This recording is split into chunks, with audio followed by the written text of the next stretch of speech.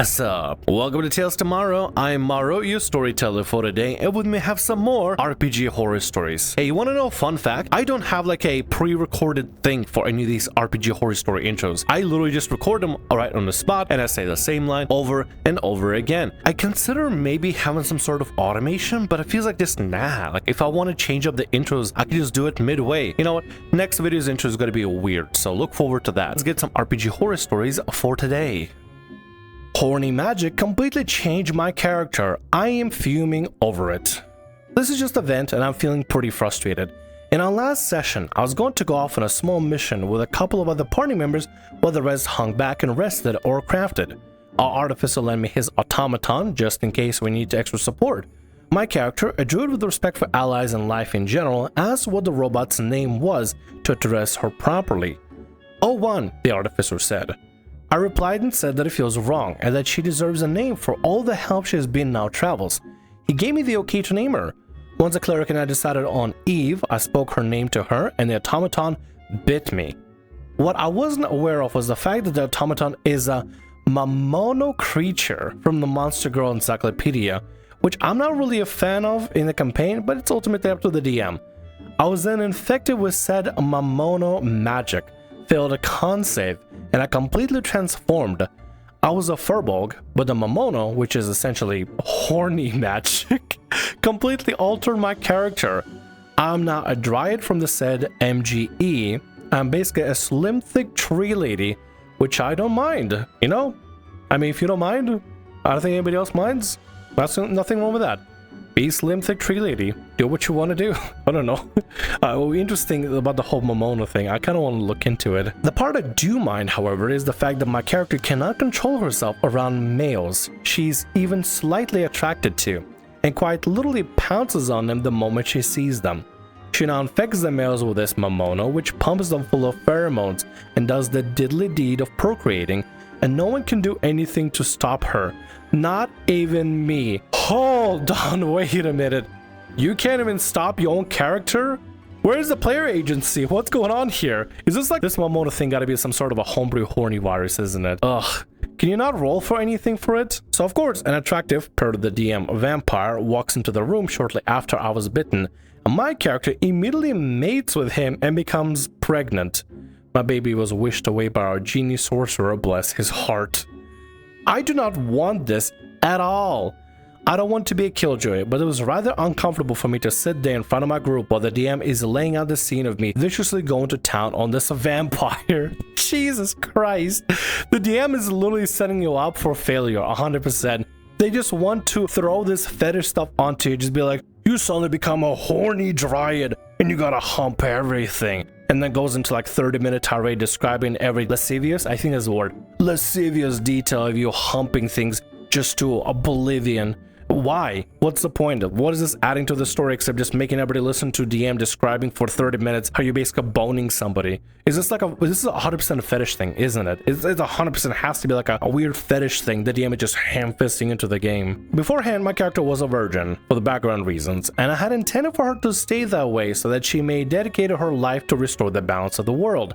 I think I'm extra butthurt about it because I'm so attached to the character that I made and how much I built her up over the last year. She's level 12 druid and level 6 monk for reference. Not to mention, the cleric was also infected, because apparently I want to infect females with this magic and transform them too. And it's out of my control since the Mamono apparently takes full control like raging pheromones. Why is the DM allowing this sort of lack of player agency through this Mamono thing? Did they let you know ahead of time that that's a possibility? Did they check like, hey, is that cool if Mamono takes over so you can hump everything? Because I feel like the DM is just trying to ham-fist something just so they can have their fun. Because it's not fun for you, but it's fun for them, probably, as they're forcing you to hump everything. I'm so upset I'm ready to burn my character sheet and just make a new character that's a menace and an a-hole just to spite the DM. I'm not really sure how to address this because the rest of the party, aside from me and the cleric, seem to be okay with it. I don't want to be a buzzkill, but I just really disagree with the fact that there is no consent on my part to make this transformation. And the physical part I don't mind at all. I like the idea of being a cool tree creature, but the other part I don't like. What do y'all think? I think it's time to talk to the DM and literally tell him what you think of it. But before I go fully into the story, there's a lot of edits. There's a ton of edits to this, so it's been quite significant update to this story. Edit. I know this magic exists in our world, and we even come across a portal to this Morrow dimension, but I did not know that I could be infected and transformed that way. I don't really want to kill the fun, but now my fun has been killed. Edit 2. We did not have a session 0. This is the first campaign for a lot of players involved, myself included, and I didn't even know what a session 0 was until I joined this sub. Well, you have your problem here, that's for sure. DM really isn't a bad guy, otherwise we wouldn't be associated. Just not great at communicating, and feel like he didn't think to talk about this stuff beforehand because he grew up in a very sex-positive household. He doesn't realize that not everyone is comfortable with it in the way that he is. Sex positivity has nothing to do with this. Sex positivity has nothing at all to do with this. There's sex positive, and then there's horny. Your DM is clearly horny here because they're just ham-fisting this whole thing without asking everybody. Is like, hey, is everybody cool with it? Is everybody fine with it? Sex positive is one thing whenever there's consent, but it doesn't seem like you consented to this whole thing, so your DM is 100% just straight up a horn dog. Edit 3. A lot of y'all accusing DM for being a struggle snugglist or a creepy when that isn't the case. Can he be pervy? Sure, but he's never made me feel threatened or unsafe. I also don't believe him to be pushing his fetishes onto us, as we've been friends for a while and he hasn't done anything to make me uncomfortable up until this one incident in the campaign. I'ma tell you straight up, I think your DM is pushing some sort of a fetish. Like, you may not see him as a bad person and stuff, but it really feels like they're just pushing a fetish and without even checking ahead of time. Like, the least he could do is just be like, yo, is that okay if this is something that can happen? Or like maybe chat with you ahead of time, be like, hey, so there's a thing that the official third-party homebrew material describes that we do, but are you cool with that sort of thing for your character, or should we downplay it? None of that was decided. None of that was discussed. The DM just said, okay, you're just a horn dog and you bang and bone everything with a pulse, you got a bone. And I'm gonna take 30 minutes to an hour describing how you bone, how hard and how much and how sweaty the boning is. I get you friends and everything, but sometimes your friends can be kind of crappy, and it's always good to just be aware of crappy behavior and non-crappy behavior and recognize that you can still have friends and they can have some crappy behavior. So please stop accusing him of these terrible things, because he's not a terrible person and he wouldn't do that. I genuinely believe he just wasn't aware of how uncomfortable this might make someone, and I myself have a hard time setting these boundaries. Makes me sad to see that so many people are quick to make these harsh assumptions about someone they don't know. And if I'm being honest, he's staying true to the source material that he drew all this from. I just found myself wishing it wasn't a part of the campaign, or that he had talked about it and set boundaries before this all happened. Truthfully, I would trust this guy to protect me from the kind of monster some of y'all think he is. I appreciate the input and insight, but I appreciate if you could chill out on the accusations. Thank you. Update 1. Unfortunately, we weren't able to talk to the DM in person and we had initially planned. That being said, I read a lot of your comments. A lot of them seem really harsh and kind of mean at first, but after sleeping on all of the feedback so far, all of it has given me a different perspective. Cleric and I bumped heads together on a lengthy message that I sent to DM, essentially telling him that we feel sexualized, very uncomfortable, and that we'll walk away from the campaign if he's not willing to fix this mess or reverts at all. Also let him know that he stepped away over the line by forcing our characters to SA NPCs and become pregnant and not give us a chance to get out of it. Neither of us okay with it, and the party members that we spoke to don't like it either. I even asked him if he would consider removing the Morrow altogether because it's just unnecessary and inappropriate in a group setting. Thank you so much for your feedback and all the different perspectives. It really helped us understand the depth of the issue, and I feel like we were able to put a good message together for him that covered all the bases. He hasn't read the messages yet, but I'll update when he gets a response. Either this issue gets fixed or we'll walk and start a new game without all this mess, and I'm fairly certain that 3 other party members would leave with us if that was the case. You're pretty confident the DM will be understanding and willing to fix this. Update 2. DM responded, and well, I'm just disappointed and done with the campaign. To be clear, he didn't victim blame or get upset. He even offered to take the Morrow out of the campaign. That's literally it. No apology and didn't even acknowledge the problem. Send him another message letting him know that I'm disheartened and disappointed that he didn't acknowledge the problem at all, and I'm done with the campaign and our friendship. His response? I was drinking and I won't do that again, sorry. I don't even think he read the whole message I sent, which is another no. Pretty much tells me that he's not capable of understanding the problem, which means he's incapable of truly holding himself accountable in these situations.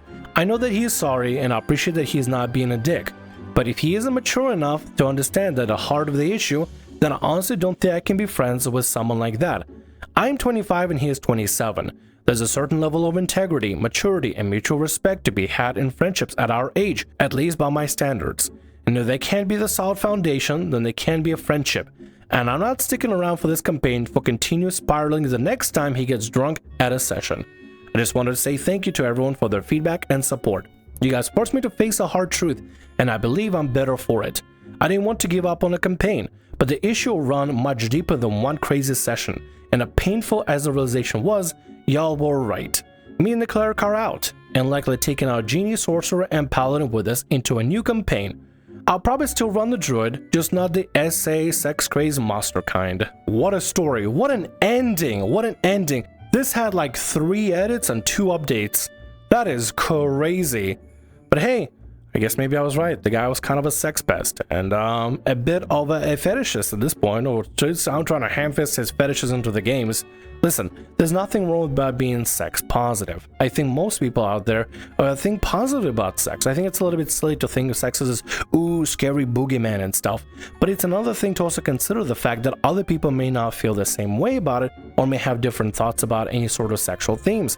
And it's always important and appropriate and feels very fair and feels very like self-aware kind of action to do, to try to check in with everybody else and make sure they're a-okay. And not like, you know, just go balls to the wall, be like, oh, sex stuff, you bang everybody, become pregnant and have babies and stuff. It's just weird when you just start having fisting a lot of like these sexual themes unnecessarily so into the game. It's just weird. He didn't check with anybody. He didn't check with you. He didn't check with everybody at the table like, hey, is that cool if we have some sort of a dryad bang-a-thon pregnancy thing? Nope, no, we'll check. Not with you, not with everybody at the table. And with the way they responded, yeah, I would say bullet dodged. You guys are better off playing with somebody else at this point. Maybe one of y'all DMing. Y'all can trade off DMing or something, or find a different DM. Seriously, better a new game and a new group instead of playing with this guy. He seems like he's the kind of guy that doesn't take accountability or responsibility. If he blows it off by, I was drinking, I won't do it again. Like, if you can't give a proper response, then what's the point, man? What's the point at that point? All you had to do was apologize, and you failed at that. And with that, that's going to be all our stories for today. I want to thank you very much for watching, and thanks so much for being here. If you like what I do, consider subscribing to the channel and leaving a like. Also, if the RPG Horror Stories ever goes down, or if you want to submit your own personalized horror story, email is down in the description below. I'll see you again in more Tales tomorrow. Bye-bye.